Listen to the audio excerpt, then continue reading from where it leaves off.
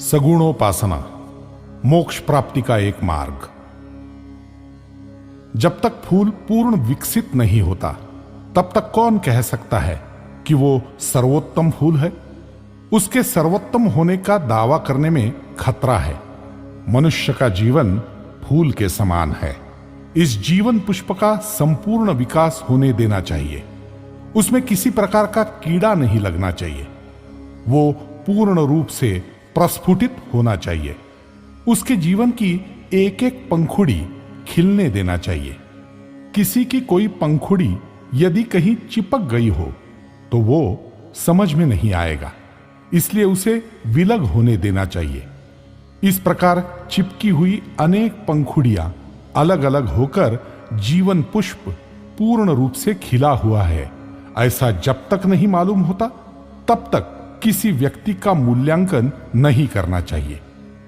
किसी मनुष्य के संबंध में अपने मन में इष्ट अनिष्ट भावनाएं रहती है, उसका परिणाम भी हम पर होता रहता है। इसलिए आवश्यक समय व्यतीत होना जरूरी होता है। उस व्यक्ति का मूल्यांकन आने वाली पीढ़ियों को करने दीजिए। इसलिए गुरुस्थान पर किसी भी व्यक्ति को मान लेने पर पश्चाताप का प्रसंग आ सकता है। अधूरी अवस्था के व्यक्ति को आदर्श मानने के बाद मान लो वो व्यक्ति अपने आदर्शों, उद्देश्यों और सिद्धांतों से किसी कारणवश हट जाए अथवा गलत रास्ते से जाने लगे, तब इस दुर्घटना की गलत प्रतिक्रिया उसके अनुयायियों के मन में पैदा होगी और उनके मन में समस्त संसार के विषय में घोर निराशा और द्वेष के भाव भड़क उठेंगे। कुल मिलाकर परिणाम अत्यंत आत्मघाती होता है। इस प्रकार का अनर्थ संघ में पैदा न हो, इसलिए परम पूजनीय डॉक्टर जी ने शुरू से हमें व्यक्ति पूजा के पाठ कभी नहीं सिखाए।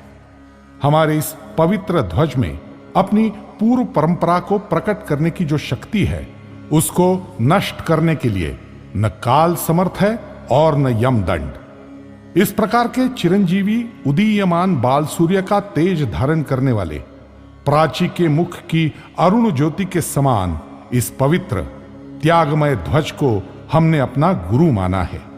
इस पर हमें गौरव है, पर आखिर मनुष्य के मन की प्राकृतिक दुर्बलता को हमें भूलना नहीं चाहिए।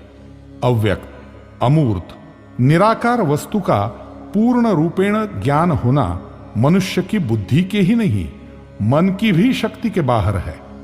वो चाहता है कि अव्यक्त, अमूर्त की कोई व्यक्त, मूर्त, चैतन्यमय, चलती फिरती बोलती मूर्ति हमेशा उसकी आंखों के सामने रहे। मनुष्य का मन हमेशा इस प्रकार के सीमित, साकार, व्यक्त रूप की खोज में व्यस्त रहता है।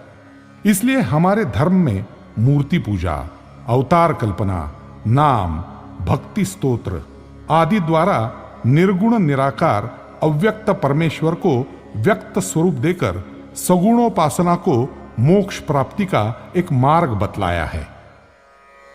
ऋषि तपस्वी महामुनि का, संतों का अभिमान, आदिकाल से तुमने पाया।